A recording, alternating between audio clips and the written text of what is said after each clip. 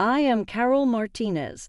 To be honest, I didn't feel like I was missing out on much because I never knew my dad. Mom put in a lot of effort to provide us with a roof over our heads and food on the table. I've helped out around the house ever since I can remember, doing the dishes and clothes, etc. Bella, you have to learn how to take care of yourself. Mom would often say, the world won't take care of you. I was struck by their words.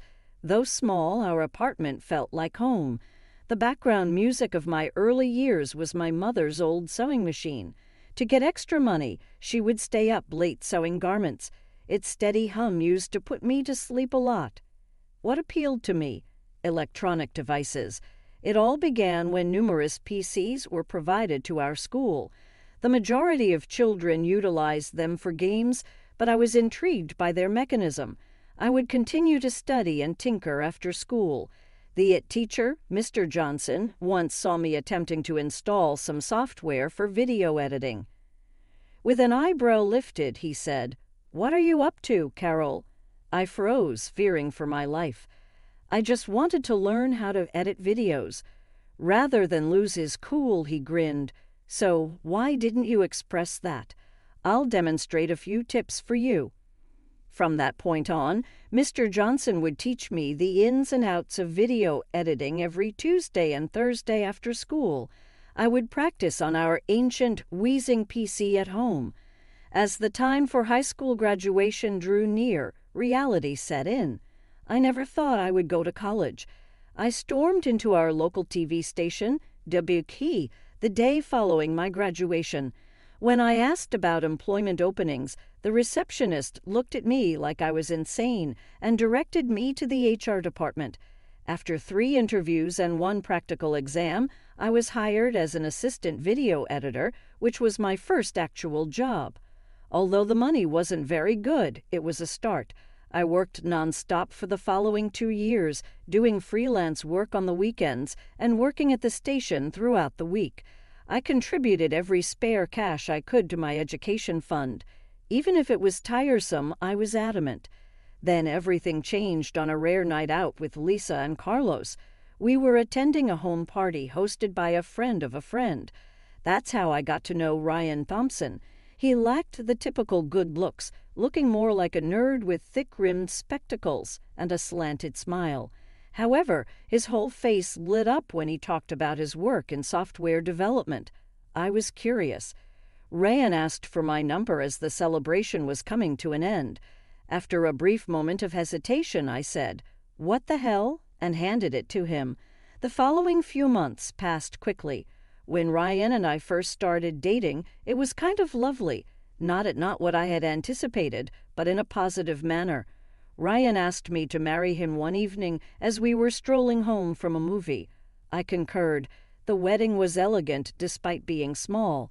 My mother shed joyful tears, and I was taken aback by Ryan's parents, Linda and Robert. Considering the entire wealthy family thing, I was anxious to meet them, but they made me feel really welcome right away. Our marriage was happy for the first 2 years, although not flawless. We lived in a comfortable apartment close to the TV station, where I was still employed. Things were comfortable for Ryan at his large computer company position. We took a few travels, mostly weekend getaways throughout the nation. I enjoyed every second of it, seeing new places and enjoying things I had never had before. It was more than I had ever done growing up. Like a whole new world had suddenly become available to me. But then things began to shift. Little things were the first. When I would discuss work or get excited about a new editing method I had discovered, Ryan would sigh or roll his eyes. And then some more. I didn't give it much thought when he first gave me an excuse not to go to a work party. "It's just an office task," he remarked. "You wouldn't be fond of it." However, it continued to happen repeatedly. I heard him talking to a coworker on the phone one evening. "Yes, I'm alone tonight. As you are aware, Bella isn't very fond of these gatherings." It was as though I had taken a punch to the gut. Not interested in these happenings? He hadn't even offered me a chance. That evening I went up to him. "Why do you think I should no longer attend your work functions, Ryan? Do you feel embarrassed about me?" "No, it's not that," he replied. "It's just, sometimes it's hard for you to keep up with the conversations, you know. I don't want you to feel out of place." His words stung, but a part of me wondered if he was right. Maybe I did need to step up my game. So I made a decision. I was going to go back to school. I enrolled in night classes at the local community college, studying information technology. It was tough balancing work, school, and my marriage, but I was determined to make it work. But even as I worked my ass off to improve myself, things with Ryan kept getting worse. The cold shoulder turned into open contempt. The man I married seemed to be disappearing before my eyes, replaced by someone I barely recognized. Then came the night that changed everything. I'd just gotten home from a late class, exhausted but feeling good about acing a test. Ryan was in the living room, a glass of whiskey in his hand. "Where have you been?" he demanded. "Class, remember? I told you I had a big test tonight." He scoffed. "You're a fool and a hillbilly, Bella, and no amount of schooling is going to change that." I felt like I'd been slapped. Before I could respond, I heard a gasp from the doorway. Linda and Robert were standing there, a look of horror on their faces. Linda leaned forward, her eyes flashing. "How dare you talk to your wife like that, Ryan? We raised you better than this." "You don't understand," Ryan said, his voice rising. "Do you know how embarrassing it is to have a wife who can't even keep up with basic conversations at work events?" I flinched, but Robert's next words shocked us all into silence. "Embarrassing?" He thundered. "Let me tell you about something embarrassing, boy. Your grandfather, my father, didn't have a lick of formal education.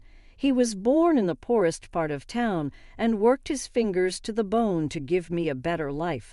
So don't you dare sit there and act like you're some kind of aristocrat."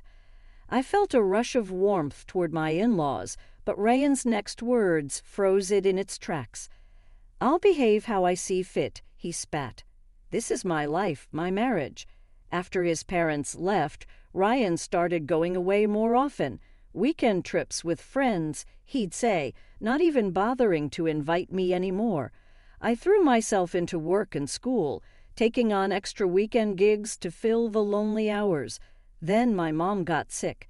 Cancer, the doctors said. It was aggressive, and within months, she was gone. I felt lost, adrift, without my anchor. Ryan was barely there, offering awkward pats on the back instead of the comfort I craved. In my grief, I found myself turning to Linda more and more. She'd call to check on me, invite me over for tea, just sit and talk with me for hours. It was the motherly comfort I desperately needed. But this only seemed to infuriate Ryan more. One night, after I'd spent the afternoon at his parents' house, he exploded. "Why are you always over there?" he yelled. "Are you trying to turn my parents against me?" I was stunned. "What?" "No, Ryan, I needed someone to talk to." I went to bed that night with tears in my eyes, wondering how things had gone so wrong. A few weeks later, I started feeling off, exhausted all the time, nauseous in the mornings. At first, I chalked it up to stress and grief, but as the symptoms persisted, a different possibility started to form in my mind. I bought a pregnancy test on my way home from work one day, my heart pounding as I waited for the results. When those two lines appeared, I felt a mix of joy and terror. A baby. We were having a baby. That night, I waited nervously for Ryan to come home. When he finally walked through the door, I took a deep breath. "Ryan, we need to talk. I'm pregnant." The look on his face wasn't joy or even surprise. It was pure fury. "Pregnant?" he spat. "Are you kidding me? We can't have a baby now. Get an abortion, Bella. That's final." I fled the apartment, tears streaming down my face. Without thinking, I found myself at Linda and Robert's doorstep. When Linda opened the door and saw my face, she immediately pulled me into a hug. Through my sobs, I told them everything, about the pregnancy, about Ryan's reaction. I'd never seen Robert look so angry or Linda so determined.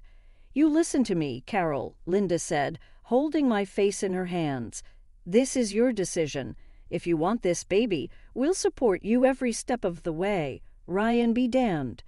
The next few months were a blur of doctor's appointments, work, and growing tension at home. Ryan barely spoke to me, spending most of his time out with friends. I focused on my job, squirreling away every extra penny I could for the baby. One afternoon, I had a doctor's appointment to get some routine tests done. I'd taken half a day off work and was looking forward to a quiet evening at home afterward. As I pulled into our apartment complex, I noticed Ryan's car in the parking lot. Strange, he was usually at work at this hour. I climbed the stairs to our apartment, fumbling with my keys. As I opened the door, I heard Ryan's voice. "I'll be there in a minute, babe, just grabbing my overnight bag." My heart started racing. I stepped inside and there was Ryan packing a suitcase. "Who were you talking to? Where are you going?" Before he could answer, I heard a car horn honk outside. Ryan cursed under his breath and grabbed his bag. "I don't have time for this. We'll talk when I get back." I followed him down to the parking lot, demanding answers, and that's when I saw her. Sitting in the passenger seat of Ryan's car was a woman. She was beautiful, with long blonde hair and perfect makeup, and she was very, very pregnant. As I stood there, frozen in shock, she got out of the car. She walked toward me with a smug smile on her face. "So you must be Carol," she said, her voice dripping with fake sweetness. "I'm Melissa, Ryan's girlfriend." I turned to Ryan, who couldn't even meet my eyes. "Is this true?" I asked, my voice barely above a whisper. He nodded, still not looking at me. I felt a surge of anger and disgust. "Aren't you ashamed?" I asked Melissa, my voice shaking. "He's married. We're having a baby, too." Melissa's smile turned cold. "Ashamed? No, honey. I had to fight for my happiness, and you've already lost this battle. It's not my fault you couldn't keep your man satisfied." I turned to Ryan, fury replacing my shock. "How could you do this to me? To our baby?" He finally looked at me. His face was a mask of indifference. "Come on, Bella, we both know this marriage was a mistake. I never loved you. You were convenient, a good housekeeper, someone to keep the bed warm. But Melissa, she's my soulmate. She's smart, educated, and she fits into my world." Each word felt like a knife in my heart. I stood there, tears streaming down my face, as Ryan got into the car with Melissa. "I'll be back on Monday to get the rest of my things," he said. "We can talk about the divorce then." As they drove away, I sank to my knees in the parking lot, my world crumbling around me. I picked up my phone with shaking hands and dialed Linda's number. When they arrived at my apartment that night, Linda took one look at my tear-stained face and pulled me into a fierce hug. I listened numb as Robert berated Ryan over the speakerphone. His words were sharp, cutting. "How dare you treat your wife this way?" he thundered. "The woman carrying your child." Ryan's voice came through, defensive and cold. "Dad, you don't understand. Melissa is. Don't you dare mention that woman's name." Linda cut in. "We will never accept her, do you hear me? Never." There was a pause, then Ryan's voice, eerily calm. "Fine. I don't need your acceptance. I don't need you at all. I have Melissa now, and that's all I need." The next few months were a whirlwind. With Linda and Robert's help, I found a small apartment closer to them. The divorce proceedings were ugly, with Ryan fighting me every step of the way, but in the end it was done. I was free of him, at least legally. When my daughter Sophia was born on a crisp autumn morning, it was Linda who held my hand through the labor. Robert paced the waiting room, every bit the nervous grandfather. Ryan refused to even see Sophia. When I took him to court for child support, he had the audacity to demand a paternity test. I agreed, knowing the truth. The results came back, confirming what I already knew. Sophia was his. The court ordered him to pay alimony, but I knew better than to count on his support. The years that followed were challenging, but also filled with unexpected joy. I threw myself into my studies, finally earning my degree in information technology. At work, my dedication paid off with a promotion to senior editor. But the real blessings were Linda and Robert. They embraced their role as grandparents with a fervor that sometimes brought tears to my eyes. Weekends were filled with trips to the park, family dinners, and impromptu movie nights. They were the family I'd always dreamed of, and Sophia adored them. 5 years flew by in a blur of bedtime stories, scraped knees, and proud moments. Sophia was growing into a smart, kind little girl with her grandmother's smile and her grandfather's curiosity. Then, one ordinary Tuesday, everything changed again. Robert collapsed at home. The diagnosis was grim: advanced pancreatic cancer. The doctors gave him months, maybe weeks. I threw myself into helping Linda care for him. Work, Sophia, my own needs. Everything took a backseat. Robert had been more of a father to me than my own ever had, and I was determined to be there for him until the end. Despite our best efforts, despite the treatments and the prayers, Robert slipped away from us 3 months later. I held Linda as she wept, feeling as though I'd lost my own father. At the funeral, I stood between Linda and Sophia, our hands linked. Ryan didn't show up. I hadn't really expected him to, but his absence was a stark reminder of how far he'd fallen. As the weeks passed, Linda's health began to decline rapidly. The loss of Robert seemed to have drained her will to live. She became frail, often confused, and prone to long bouts of silence. The solution came to me one night as I lay awake, worrying. The next morning, I called my boss and arranged to work remotely. Then I packed up Sophia and our essentials and moved into Linda's house. Our new routine took some adjusting. I hired a nurse to care for Linda during the mornings while I worked on my video editing projects. In the afternoons, Sophia and I would take over. We'd read to Linda, help her with her physical therapy exercises, or simply sit and reminisce about happier times. Weeks turned into months. Linda had good days and bad days. On the good days, we'd sit in the garden, enjoying the sunshine and each other's company. On the bad days, I'd hold her hand as she cried for Robert, for the son she'd lost long before his father's death. One sunny afternoon, Sophia and I returned from a walk to find a man in a crisp business suit leaving the house. My heart raced, fearing the worst. "Linda," I called out as we entered, "is everything okay?" She was sitting in her favorite armchair, looking tired but composed. "Everything's fine, dear. That was just Mr. Harrison, my lawyer. I needed to discuss some legal matters with him." I nodded, not pressing for details. If Linda wanted to share, she would. 3 weeks later, Linda passed away in her sleep. With shaking hands, I dialed Ryan's number. When he answered, I struggled to keep my voice steady. "Ryan, it's Carol. Your mother passed away this morning." There was a long pause, then Ryan's voice, cold and detached. "Well, I can't say I'm surprised or particularly upset. That woman made her choices. Look, I'm not coming to the funeral. Just let me know when the reading is scheduled." On the day of the funeral, the church was packed. Linda had touched so many lives, and it showed. As I stood at the pulpit to deliver the eulogy, with Sophia holding my hand, I looked out at the sea of faces, friends, neighbors, colleagues, all there to say goodbye to a woman who had loved so fiercely and been loved in return. Ryan's absence was a palpable void, a reminder of the tragedy that had torn this family apart. But as I began to speak, sharing memories of Linda's kindness, her strength, her unwavering love, I realized something profound. Family isn't always about blood. Sometimes it's about choice, and Linda had chosen to love me, to love Sophia, even when her own son had turned his back on us all. As we laid Linda to rest beside Robert, I made a silent promise.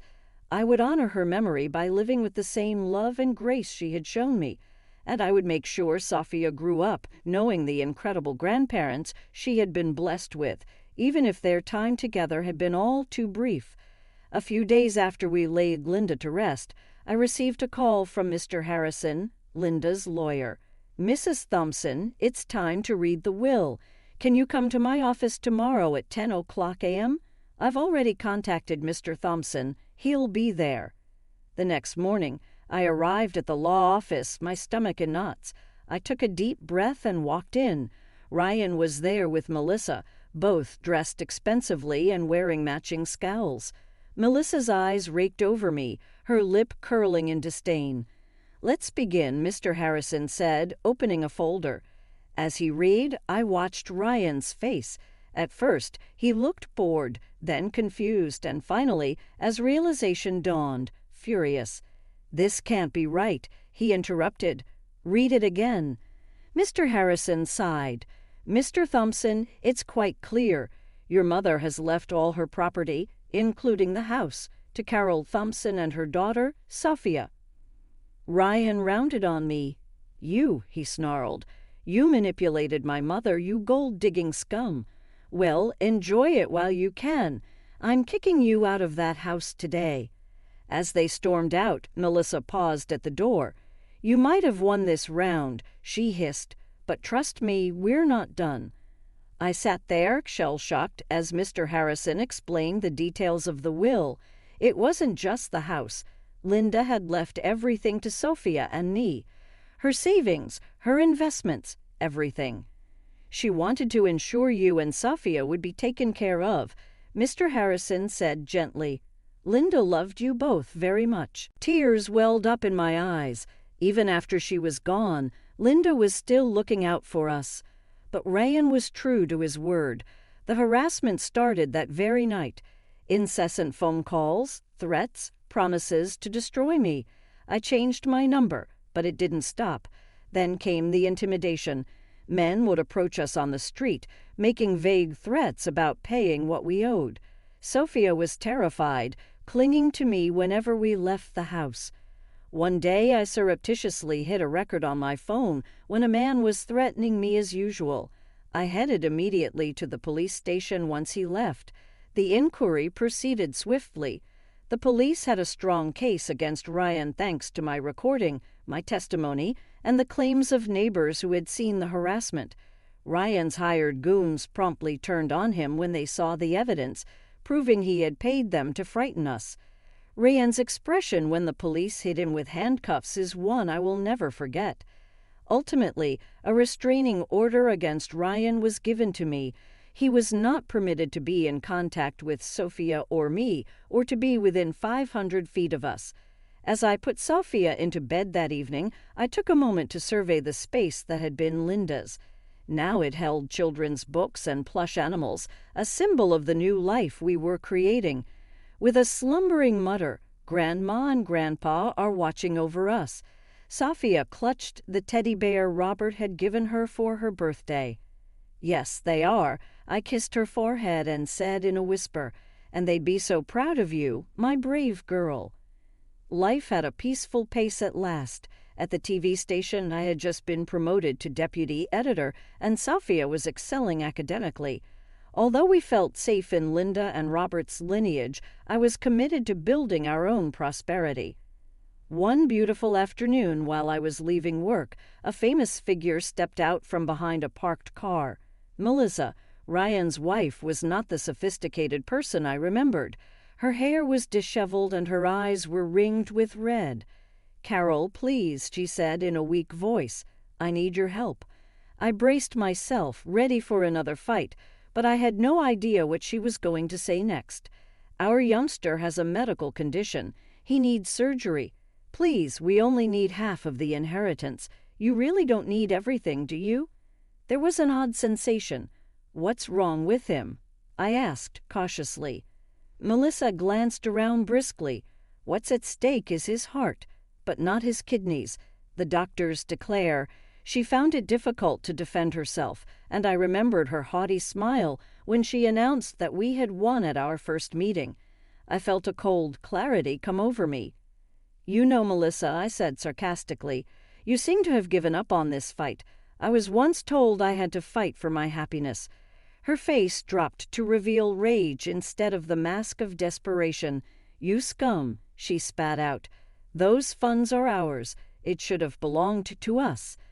I was not going to back down. I owe you absolutely nothing. Now leave this place or I'll call the police. As I walked away and her curses faded behind me, I had a sense of finality. It had severed my last thread to my past life. That night, I had an option. It was time for a fresh start. After selling Linda's house, I bought a new one in a distant neighborhood, far away from Ryan and Melissa's possible discovery. As I sit in our lovely living room and watch Sophia completing her homework, I'm filled with gratitude. Linda and Robert have our sincere gratitude for their steadfast love, gratitude for the power I found within, yes, even gratitude for the challenges I've faced to get here.